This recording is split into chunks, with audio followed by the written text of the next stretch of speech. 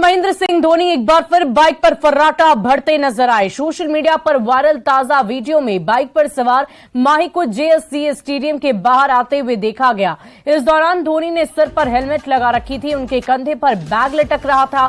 Accelerator दबाकर वो वहां से तुरंत बाहर निकल गए और इस मौके पर माही की एक झलक पाने के लिए उनके प्रशंसकों की भारी भीड़ उमड़ पड़ी।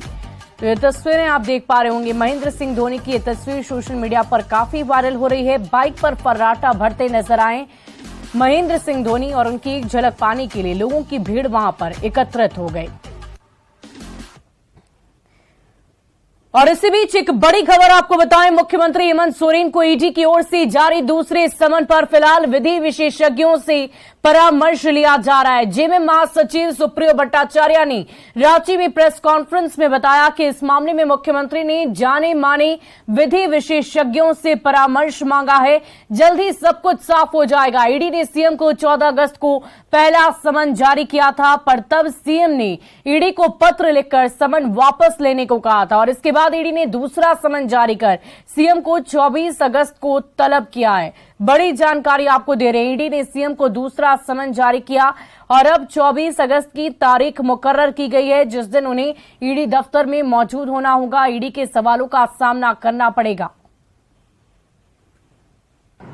पार्टी जब इस पर विचार करेगा, ये मैं पूरी तरह से कह रहा हूं, माननीय मुख्यमंत्री जी ने भी अपने पत्र में आप लोग तक भी वो पत्र पहुंचा ही होगा। जो हमारे कानून के जानकार लोग हैं उनसे अभी हम लोग राय ले रहे हैं, उनकी राय आ जाने दीजिए, उसके बाद ही कुछ बता पाएंगे। ये देखिए, हमारा पार्टी का हर बात आपका परसों और आज से तो नहीं होता ना। राजनीति में परिस्थितियां बहुत तेजी से बदलती है, तो इसलिए उसके लिए इंतजार। वहीं कैग की रिपोर्ट पर जेएमएम ने कड़ी प्रतिक्रिया व्यक्त की है। जेएमएम महासचिव सुप्रियो भट्टाचार्य ने रांची में प्रेस कॉन्फ्रेंस में कहा कि डबल इंजन की सरकार पर अरबों का भ्रष्टाचार हावी है, पर विपक्षी दलों की सरकार के खिलाफ जांच कर रही ईडी और सीबीआई जैसी जांच एजेंसियां चुप्पी साधे हुए। हाल जो लूट मची आयुष्मान भारत में, पीएमजे में, सारे रिकॉर्ड ध्वस्त हो गए। अब तो सीवीसी ने भी कहा कि सबसे ज्यादा यदि शिकायतें हैं भ्रष्टाचार की, तो एक नंबर पर गृह मंत्रालय, 2 नंबर पर रेल मंत्रालय और 3 नंबर पर जो बैंक है, जो अर्थ मंत्रालय, फिनांस मिनिस्ट्री, उसके आए। पहले आईटी, तब सीबीआई, फिर ईडी। पूरे देश में घूमती है। तो दिल्ली के इस भ्रष्टाचार में ये तीनों एजेंसियां है कहां? उसमें 69% एक माह में 2700 करोड़ रुपए खर्च हो गए। ना खाऊंगा ना खाने दूंगा, ये सारी चीजें अब परत दर परत बाहर निकल रही हैं।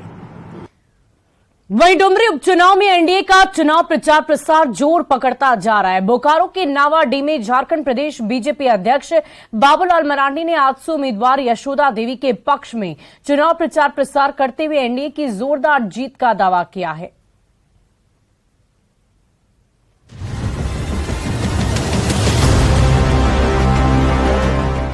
डुमरी में चुनाव प्रचार का दौर लगातार जोर पकड़ता जा रहा है। झमाझम बारिश के बीच नावाडीह के विनोद बिहारी महतो स्टेडियम में एनडीए की ओर से चुनावी सभा की गई।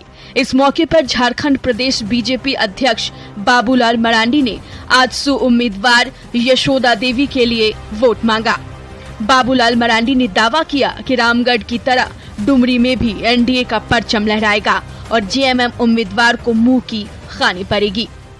लेकिन बारिश में भी इतनी तादाद में लोग यहाँ उपस्थित हैं, और आए तो मैं आज पहली बार हूँ, लेकिन चारों तरफ से मैं रिपोर्ट ले रहा हूँ। तो मैं कह सकता हूँ 2019 के लोकसभा चुनाव परिणाम का रिकॉर्ड इस बार इस विधानसभा क्षेत्र में नया रिकॉर्ड बने। बीजेपी का समर्थन मिलने से डुमरी उपचुनाव में आजसू उम्मीदवार यशोदा देवी का हौसला बुलंदी पर है।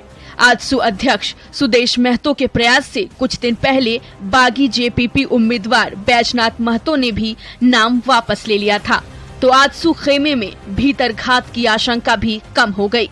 अब आजसू को बीजेपी वोटर्स का सपोर्ट मिल जाए तो जीत की राह बेहद आसान हो जाएगी। इसीलिए एक एक वोट के जुगाड़ के लिए आजसू और बीजेपी का इलेक्शन कैंपेन तेज हो गया है। इस बार भी हम लोग डुमरी में भी एनडीए उम्मीदवार श्रीमती यशोदा देवी जीते और झारखंड मुक्ति मोर्चा के उम्मीदवार को हम लोग भारी मतों से हम लोग हराएंगे, ताकि पूरे झारखंड में जो अभी स्थिति बनी हुई है, जो राज्य में अराजकता की स्थिति बनी हुई है। साल 2019 के विधानसभा चुनाव के बाद हो रहे छठे उपचुनाव में एनडीए को रामगढ़ की तरह लगातार दूसरी जीत मिलने की उम्मीद है। ऐसे में आजसू के साथ साथ बीजेपी नेताओं और कार्यकर्ताओं ने पूरा दमखम लगा दिया है। मृत्युंजय कुमार, न्यूज़ 18, बोकारो।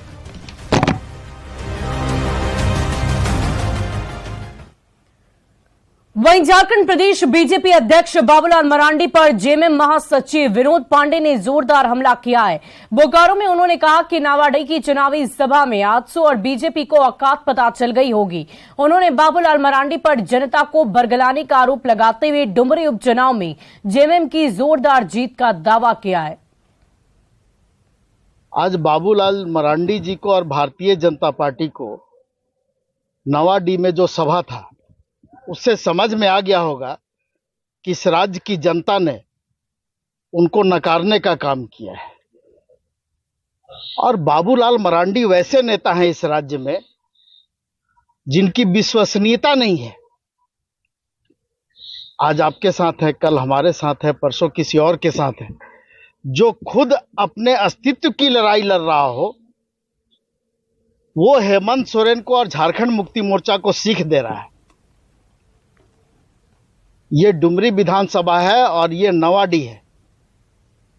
बाबूलाल मरांडी जी को आज जवाब मिल गया। वहीं डुमरी उपचुनाव में आईएनडीआईए गठबंधन की उम्मीदवार बेबी देवी के पक्ष चुनाव प्रचार रणनीति तैयार हो गई है। झारखंड प्रदेश कांग्रेस अध्यक्ष राजेश ठाकुर ने दावा किया है कि जेएमएम के साथ साथ कांग्रेस, आरजेडी और लेफ्ट पार्टियों के नेता और कार्यकर्ता जनसंपर्क अभियान में जुटे हुए हैं। जल्द ही संयुक्त चुनावी सभा भी होगी, जिसमें मंत्री और विधायक भी शामिल होंगे। उस विधानसभा में पड़ने वाले प्रखंड हैं, उनके सभी प्रखंड अध्यक्षों को जिम्मेदारी दी गई है। जो जिला से संबंधित नेता हैं, उनको जिम्मेदारी दी गई है मुख्यमंत्री जी के साथ, और सभी जो आला नेता हैं कांग्रेस और जेएमएम और राजद के साथ, सब लोगों की एक साथ बैठक हो गई है। अब हम लोगों का कार्यक्रम ये भी तय हो गया कि कौन कब जाएगा, हमारे कौन कौन से विधायक वहाँ जाएंगे, कौन से मंत्री जाएंगे, वो सारी चीज़ें अब तय हो गई है। हम समझते हैं 1-2 दिन में जो खाका है वो आप सबों के सामने होगा कि कौन कब जाएगा। और झारखंड में मानसून की बेरुखी से एक बार फिर सुखाड़ जैसे हालात बन रहे हैं। अगस्त का महीना गुजरने के बावजूद हजारों एकड़ खेत सूने पड़े हुए हैं। पानी की कमी के चलते अब तक कई जिलों में धान रोपनी नहीं हो सकी है।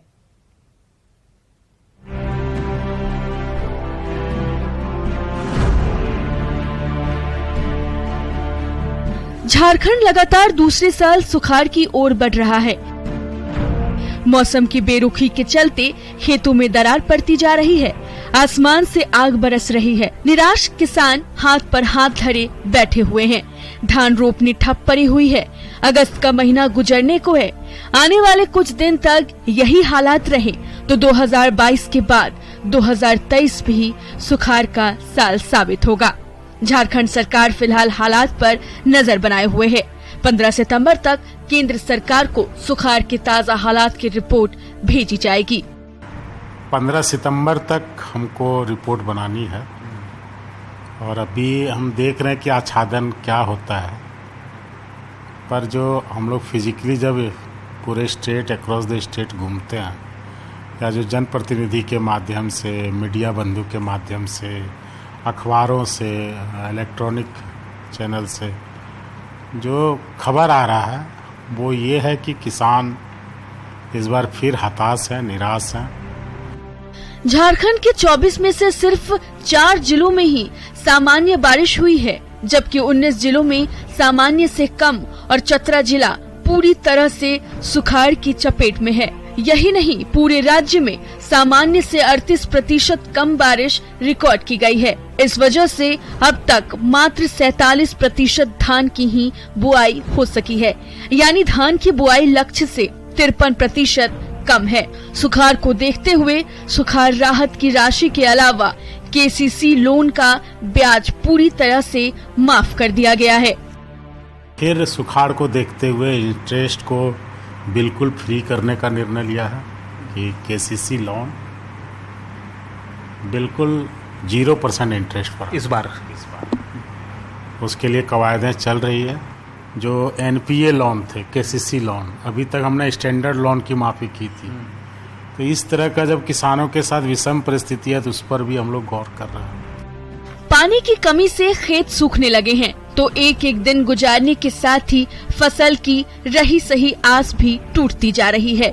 मौसम की दगाबाजी से एक बार फिर झारखंड के किसानों पर दुखों का पहाड़ टूटने वाला है। ऐसे में किसानों की निगाहें सरकारी मदद की आस पर टिकी हुई है।